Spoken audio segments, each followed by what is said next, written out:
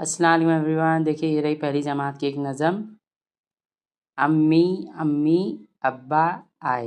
ठीक है, अम्मी अम्मी अब्बा आए, नन्ही मुन्नी गुड़िया लाए, पेड़े लाए लड्डू लाए, मोटर लाए लट्टू लाए, मुन्नू चुन्नू अंदर आओ, शन्नू आओ शब्बर आओ, मुन्नू तुम ये लट्टू ले लो, चाहो तो ये टट्टू ले लो, अपनी अपनी चीज़ें ले लें, आओ बाहर चलकर खेलें।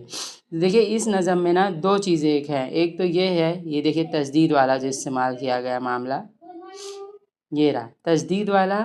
और जो हम लोग कॉमन वर्ड यूज़ करते हैं वो, जैसे आएँ लाएँ आओ ले लो ले लें, खेलें ले लो आओ लाएँ। और ये देखिए नन्ही मुन्नी शन्नो टट्टू शब्बर लट्टू गुड़िया। तो इसमें दो चीज़ हम लोग समझ सकते हैं, एक तो हम लोग के जो कॉमन वर्ड्स है ये, और एक जो है ये तजदीद वाले।